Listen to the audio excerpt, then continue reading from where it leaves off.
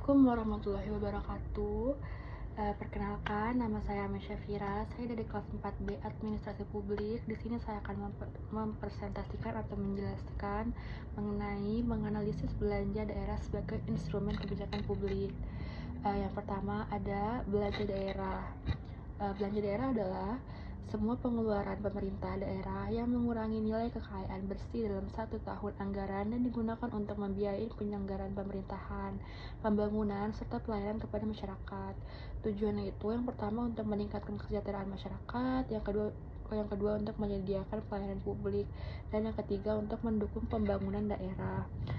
Selanjutnya ada belanja daerah sebagai instrumen kebijakan publik. Belanja daerah merupakan alat pemerintahan dalam menjalankan kebijakan publik melalui pengalokasian anggaran. Fungsi belanja daerah yang pertama ada fungsi alokasi, yaitu penyediaan layanan publik. Yang kedua ada fungsi distribusi, yaitu pemerataan kesejahteraan. Yang ketiga ada fungsi stabilisasi, yaitu menjaga pertumbuhan ekonomi daerah. Dan selanjutnya ada fungsi pembangunan, yaitu mendorong pembangunan infrastruktur.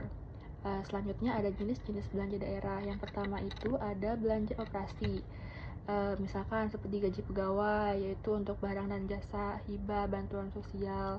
Yang kedua itu ada belanja modal, seperti untuk pembuatan jalan, jembatan, gedung, sekolah, rumah sakit, dan infrastruktur lainnya. Yang ketiga ada belanja tidak terduga, seperti penanggulangan bencana atau keadaan darurat. Yang keempat ada belanja transfer, seperti bagi hasil, bantuan keuangan kepada pemerintah desa atau daerah lainnya.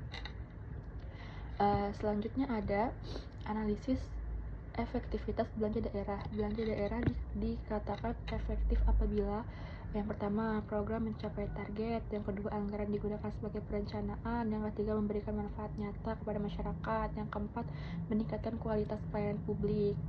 Yang kedua ada indikator. Yang pertama itu untuk tingkat serapan anggaran, kualitas pelayanan publik. Yang kedua ada tingkat kepuasan masyarakat dan pertumbuhan ekonomi daerah. Selanjutnya ada dampak belanja daerah terhadap kebijakan publik.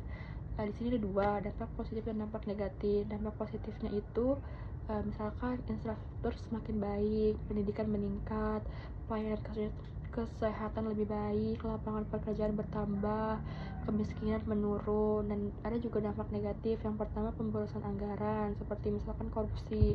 Yang kedua ada program tidak tepat sasaran. Yang ketiga ada ketimpangan pembangunan. Nah, selanjutnya ada permasalahan belanja. Beberapa kendala nih yang sering terjadi misalkan saat kita belanja. Yang pertama adalah penyerapan anggaran rendah, perencanaan kurang matang, dominasi belanja pegawai, belanja modal masih kecil, pengawasan belum optimal, kurangnya transparansi. Selanjutnya ada strategi optimalisasi belanja daerah, upaya meningkatkan kualitas belanja daerah. Yang pertama untuk perencanaan berbasis kebutuhan masyarakat, yang kedua penerapan anggaran berbasis kinerja, yang ketiga pengawasan yang lebih ketat, yang keempat digitalisasi pengelolaan keuangan, yang kelima transparansi dan akuntabilitas, yang keenam partisipasi masyarakat dalam pengawasan. Nah, selanjutnya ini ada contoh studi kasus. Misalkan contohnya pemerintah daerah mengalokasikan anggaran besar untuk membangun jalan desa. Misalkan hasilnya distribusi hasil pertanian lebih cepat, biaya transportasi menurun, pendapatan masyarakat meningkat, aktivitas ekonomi berkembang. Nah, analisis ini belanja modal tersebut berhasil menjadi instrumen kebijakan publik karena memberikan manfaat ekonomi dan sosial secara langsung.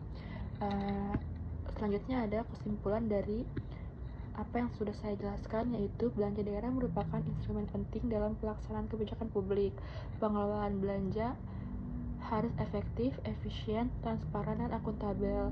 Belanja yang tepat sasaran mampu meningkatkan kesejahteraan masyarakat, kualitas pelayanan publik, dan pembangunan daerah. Evaluasi dan pengawasan sangat diperlukan agar anggaran memberikan hasil yang optimal.